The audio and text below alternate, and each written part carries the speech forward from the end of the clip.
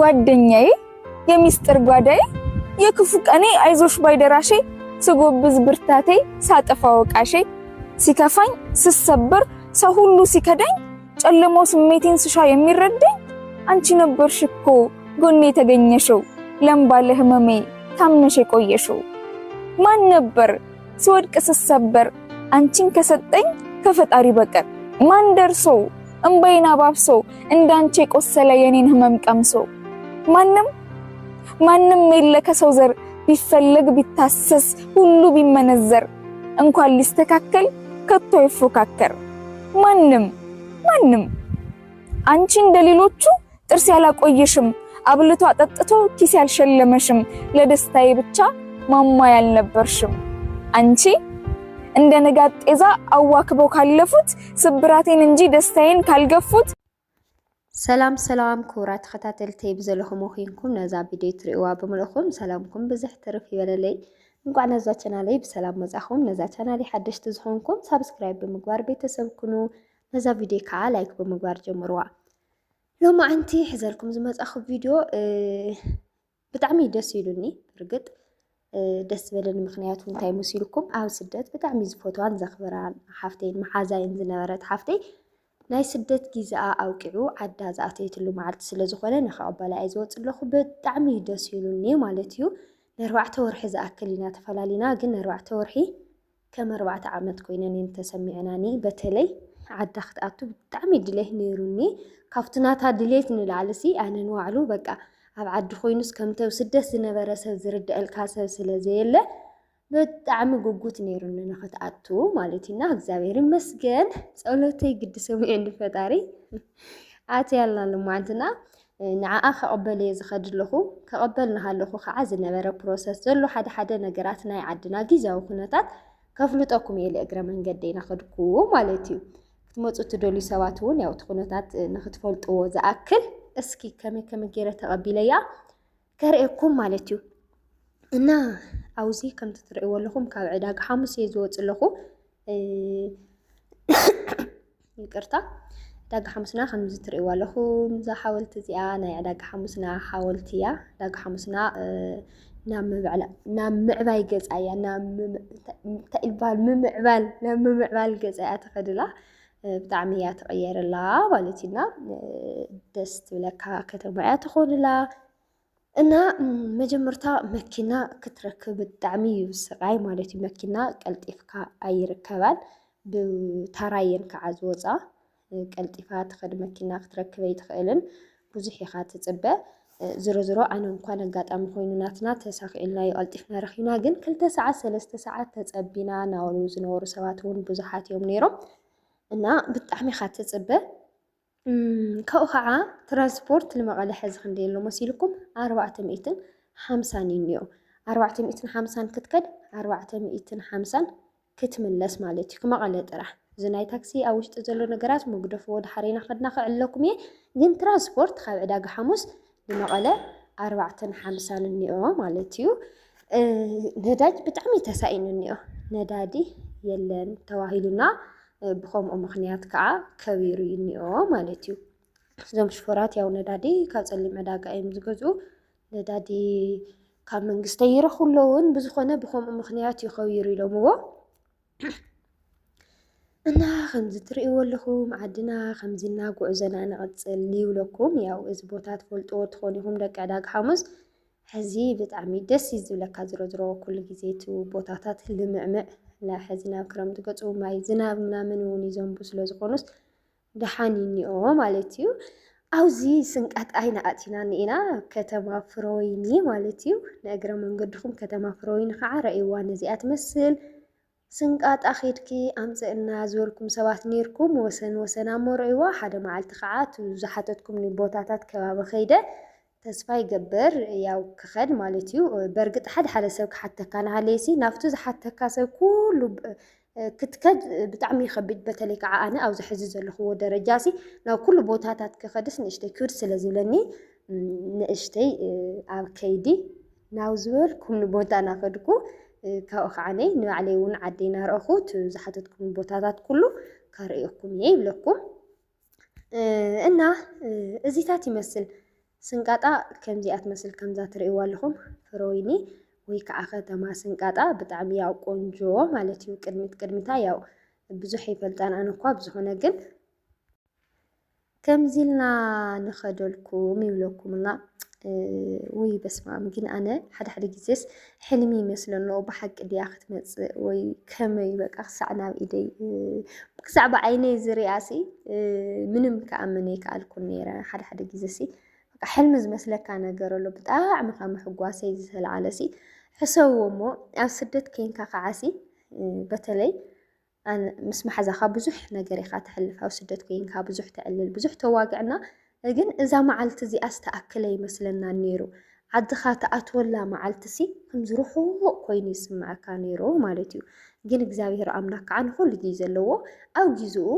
ኩሉ ነገር የሳኽዖ ማለት እዩ ናሕዋተይ ማዕረይ ነዛ መዓልቲ እዚኣ ትናፍቑ ኩለኹም ነዛ መዓልቲ እዚኣ ከብቅዐኩም ቅዱስ ምኞቶ እዩና እግዚኣብሔር ኣምላኽ ናይ ውሽጥኹም ዘበለ ኩሉ ፈፂሙ ዓድኹም ንምርኣይ የውቅዕኹም ማለት እዩ ከምዚ ብቪድዮ ትርእይዋ ኣለኹም እዚ ብዓይንኹም ንኽትርእይዋ ብሰላም የምፅኹም ፈጣሪ ደገ ያው ከቢድ እዩ ናይ ስደት ኩነታት ዓዱ ዝኣቲ ሰብ ክትርእና ሃለኻሲ በቃ ብጣዕሚ ካብ መህፃጥና ዝተለዓለስ ቪድዮ ናይ ሰብ ደጋጊምና ኢና ንርኢ ዓድና ደጋጊምና በተለይ ኣብ ምስዓዓም በቃ ምስ ወለደና ተሰዓዓማ ምስ ወለዶም እናተሰዓዓሙ ሰባት ክንርእና ሃለና ካብ ባዕለይ ጀሚሮ በቃ እዛ መዓልቲ እዚኣሲ መዓዝያ ናተይ ትኸውን ኢልካ ኢኻ በቃ ስኢልካስ ሓፈ ቢልካ እታ መዓልትስ ኣብ ፅሕብላ እዩ ዝመፀካ ማለት እዩ ብዝኾነ ግን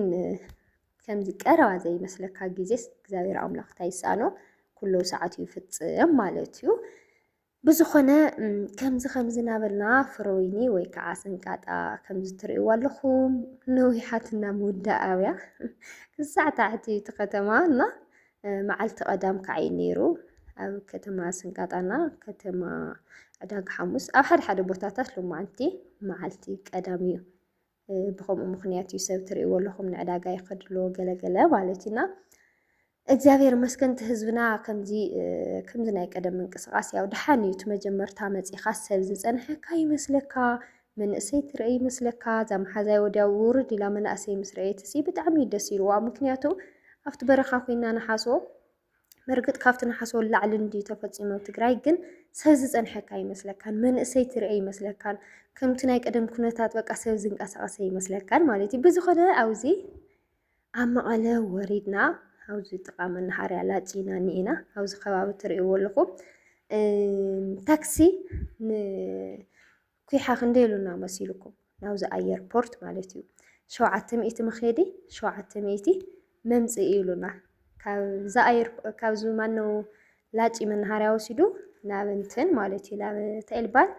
ናብዚ ኣየርፖርት 700 ጠቕላላ 1400 ኢሉና ማለት እዩ ሻንጣ ተትውሰኺ ከዓ ክንደይ ከም ዝብለና ካሊእ ነይሩ ብዝኾነ ግን ናይ ታክሲ ከምኡ ይመስል ያው ዝዘምፀና ዕዳጋ ሓሙስ መኪና ከዓ ብ1500 ገብረልክልየ ስለ ዝበለና ሓደ ኣፊትኡ ምንታን ሓቢርና ክንከዲልና 1500 ማለት ኢና ካብዙ እንታይ ዝበሃል ያው ወጪኽን ሕሳብክን ንኽትፈልጣ ዝኣክል እየ ዝናገረክን ኣለኹ ኩሉ ማለት እዩ ካብዚ ኣየርፖርት ንመናሃርያ ወይ ከዓ ላብዚ መቐለ ንኸምፅኡኽን ክንደይ ይብሉ መሲልኩን ካብኣ ናብኣ ጥራሕ 800 ሽሕ ዝብሉ ካለው 700 ዝብሉ ካለው ማለት እዩ ካብኡ ንታሕቲ የለን ናይ ሻንጣም ተሓሳቢ ምግባር ፅቡቅ እዩ ንሕና ሕዚ ጠቕላላ ብክንደይ ከይድና ክናገረኩም እየ ክሳዕ መጨረሻ ተፀኒሕኩም ብዝኾነ ግን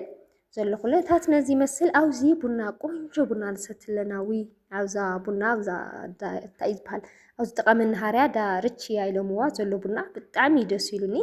ከምዚ ዓይነት ቡና ካብ ሰቲ ፀኒሐ ኣለኹ ማለት እዩ እቲ ቡናስ ከመይ ኮይኑ ተሰሚዑ ንመሲልኩም ቡና ኩሉ ግዜ እንደልሰቲ ግን ጣዕሙ ቀደምሲ ኣብ ፌስታል ነይሩ እንድዒሐ ዘሎ ዲታይ ግን ውቁጥ ቡና ኮይኑስ ኣብ ዝተዓሸገ ፌስታል ነይሩና ከምኡ ዓይነት ቡና ኮይኑ ጥዒሙኒ እቲ ቡናስ ከዓ ብጣዕሚ እየ ዝፈትዎ ነይረ እንደውም ኬድክ ተመሊስኪ ቡና ስተይላ ይመፂኒ ብጣዕሚ ደስ ኢሉኒ እቲ ቡና ማለት እዩ ብጣዕሚ ጥዑም ካብቱ ዝተወቐጠስ ኣሎ ምሽ ኣብ ገዛኻ ወቂጥካ ተፍልሖ ግን ኣብ ፌስታል ዝተዓሸገሎ ዝመፅእ ያው ተረዲእኩም ክኸውን ደስ ተስፋ ይገብር وزخنا ግን كم عينت ቡና ይነሩ ዳርች ይባል ትብሉና እግረ መንገድ የፋልጠላለኹ ብጣዕሚ ጥዑም ቡና እናኸድኩም ስተይላ እና ከምዚ ናበና ከምዚ ትርእይዎ ኣለኹም ንኸድለና ኣለኩም ናብዙ ተይልበሃል ናብዚ ኣየርፖርት ከምዚና ጉዕዞና ንቕፅልና መቐለ ዝናፈቐትኩም ንእግረ መንገድኩም ከምዚ ናበልኩም ረእዩ ከተማና ግን ብጣዕሚ ቆንጆ መቐለ ብጣዕሚ ቆንጆ ከባቢታት ውሽጣ ክትኣትስ ካብኡ ከዓ ናይ ውቕሮ ኣይረአኹም ናይ ውቕሮ ትማሊ ልበይና ሰዲደልኩም ነይረ ከምዚ ንእግረ መንገደይ ከርእየኩም ደልየ ነይረሲ ግን ውቕሮ በቃ ቪድዮ ከቋርፅ ክብልስ ከመይ ገይረ ከቋርፅ ብጣዕሚ ደስ ኢላትኒ ወይኒ ውቕሮ ከመይ ከምዚ ፎቶ ክነግረኩም ኣይክእልን ውቅብቲ ከተማ እያ ከዓ በቃ እንድዒ ቅድሚት በተለይ ከምዚ ኣቲኻስ ውፃእ ኣይመፀካን ከምዚ ውረዲና መፀን ነይረ ውቕሮ ማለት ኢና ብጣዕሚ ደስ ትብል ከተማ እያ ደስ ስለ ዝበለትኒ ከዓ እያ ትማሊ ናይ በይና ዝኾነ ቪድዮ ሰዲደልኩም ማለት እዩ ኣነ ውቕሮ ክነብር ብጣዕሚ ዝምነ ነይረ ውቕሮ በቃ ምኞተይ ብጣዕሚ ዝፎትዋ ከምዚ ምቾት ዘለዋ ዓዲ ኮይና እያ ትስምዐኒ ብዙሕ እኳ ላ ዘይነበርኩላ ዘይፈልጣ ንሃለኹስ ግን ብጣዕሚ እያ ደስ ትብለኒ እና ኣብዚ ትርእይዎ ኣለኹም ከዓ መቐበሊ ነዛ ሓፍትና ዝኸውን ዕንበባ ንገዝእ ኣለና እዚ ከዓ ነይ ክንደይ ይመስለኩም ንእግረ መንገድኩም እናፈለጥኩም ንሓንቲ 40 ቅርሺ ትሽወጥ ኣብ ዓድና ብዙሕ ኣይጋነንን ኣብ ዓድና ንሓንቲ 40 ቅርሺ እያ ትሽወጥ ማለት እዩ ከምዚ ትርእይዎ ኣለኹም እዚአን ና200 ቅርሺ እየን ና200 ቅርሽስ 5 ማለት እዩ ብጣዕሚ እዩ ቆንጆ ከምዚ ትርእይዎ ኣለኹም ያው ድሓኒ ዝጋነን ኣይኮነን ዋግኡ በርግጥ መጀመርታ ይደንግፀካ እንድዩ ግን ያው ዝጋነን ኣይኮነን ማለት እዩ ካብኡ ኣብዚ ፅበይና ኣለዉ እዛ መኪናና ፅበየና ኣላ ናብኡ ንኸድለና ኣብዚ ከዓ ጉዕዞና ንቐፅል ይብለኩም ከምዚ ናበልና ኣየርፖርት ክንራኸብ ኢና ናተጓዓዝና ግን ከዕልለኩምና ብዛዕባ ውቕሮ የናዕልልኩም ነይረ ውቕሮሲ ከመይ መሲልኩም ዓዲ መስቀል ዝበሃል ቦታ ጠይቕና ምሽልኩም ነይርኩም ጠይቐ ኣምፅኢልኩም እቲ ቦታታትስ ብጣዕሚ ክባር ኮይኑ ማለት እዩ ድሓር ትማሊ ግን ዓዲ መስቀል ኣርእዩኒ ኢለ እዚ ቦታ ምስ ረአኽዎስ ብጣዕሚ እየ ተገሪመት ዓዲ መስቀል ዝበሃል ቦታስ ፍሉይ ቦታ እዩ ብኡ ገፃትስ ሓደሽቲ ፎቓት ይስርሑ ኣሎ ከምቲ ዘርእዩኒ እንተኮይኑ ሓደሽቲ ፎቓት እኒአዎ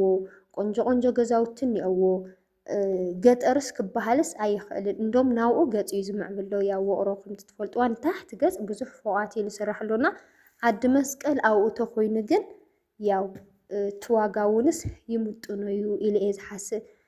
በርግጥ ሚልዮን ሎሚ ምስቱ ብዓድና ምንም ዘይብላ ምዃናሲ ያው ድሓን እዩ ኢለ ይሓስብ ያው ተሰሪሕካ ማለት እዩ ሚልዮን ክትሰምዕ ርእስኻ እንዲ ዝሐመካ ግን ከዓ ያው ገንዘብና ክሳዕ ዝሓሰረ ግዜ ምንም ክትገብር ኣይትኽእልን እቲ ዓዲ መስቀል ዝበሃል ቦታ ግን ውቕሮ ክሳዕ መጨረሻ ተሪኢኹምዋ ትማሊ ኣብኡ ኣቕሚጠልኩም ነይረ እየ ብጣዕሚ ቆንጆ ቦታ እዩ ዞም ሓተይ ማለት እዩ ኣነ ዓዲ መስቀል ዋግኡ ምስ ነገሩንሲ ዋ ተገሪመ በቃ ከምዚ ውፅእ ዝበለ እዩ ዝመስለኒ ነይሩ እሞ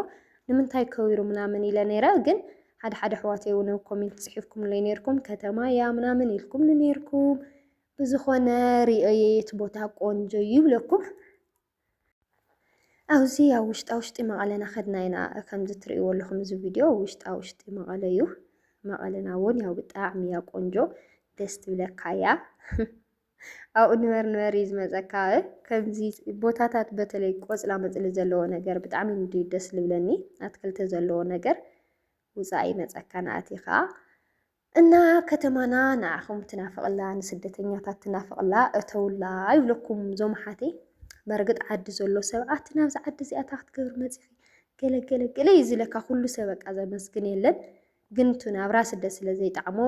ተባዓዲ ዘሎ ሰብ እውን ምስቱ ናይ ኑሮ ደረጃ ይግዲ ኣምርር ናበሎ ያው መብዛሕትኽን እውን ከምኡ ስለ ዝብልኹን ተስፋ ትቆርፃ ትኾና ይኽን